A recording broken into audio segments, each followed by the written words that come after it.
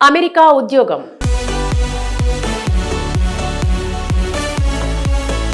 ఈ రోజుల్లో విదేశాల్లో మంచి జీతం, మెరుగైన జీవితం కాదనుకునేవారు ఎవరుంటారు? అలాంటిది అమెరికా ఉద్యోగం కోసం విదేశీయులు, ఎన్ఆర్ఐలు పెట్టుకునే ఆశలను అక్కడి టెక్ కంపెనీలు అడియాసలు చేస్తున్నాయి. H-1B వీసా స్పాన్సర్షిప్లను భారీగా తగ్గిస్తున్నాయి. అయితే విదేశీ గ్రాడ్యుయేట్లు, నిపుణులకు తమ సంస్థల్లో ఉద్యోగాలు కల్పించేందుకు అమెరికా సంస్థలు H-1B వీసాలను స్పాన్సర్ చేస్తాయి.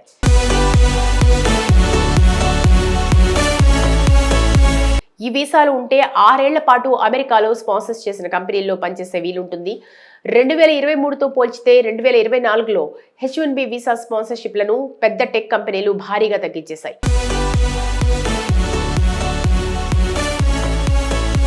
ఎక్కువగా H-1B వీసాలు స్పాన్సర్షిప్ చేసే మొదటి 15 కంపెనీల్లో దాదాపుగా అన్ని కంపెనీలు 2024లో స్పాన్సర్లను తగ్గించాయని United States citizenship and immigration services USCIS data ద్వారా వెల్లడైంది.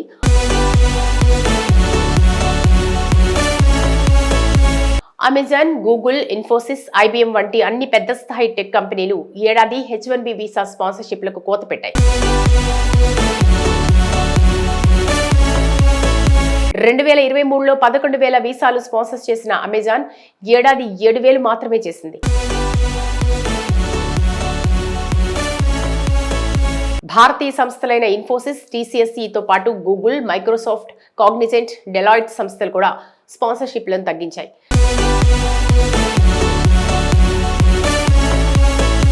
మెటా సంస్థ మాత్రమే గత ఏడాది కంటే స్వల్పంగా 400 స్పాన్సర్షిప్లను పెంచింది. ఇక H-1B వీసాల స్పాన్సర్షిప్లు తగ్గిపోవడం భారతీయులపైనే ఎక్కువగా ప్రభావం చూపిస్తోంది. ఈ వీసాలు పొందే వారిలో భారతీయులే అత్యధికం. 2023లో జారీ అయిన మొత్తం H-1B వీసాల్లో మనోళ్లకే 72.3% దక్కటం బట్టి ఈ విషయం స్పష్టమవుతుంది. చైనీయులకు 11.7% దక్కాయి.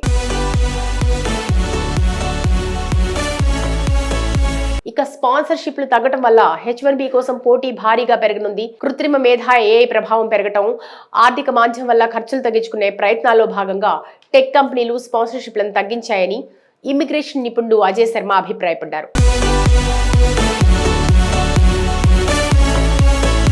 ఈ పరిస్థితులు ఇలాగే కొనసాగితే రానున్న రోజుల్లో మరింత భయంకరంగా పరిస్థితులు ఉండొచ్చని అంటున్నారు.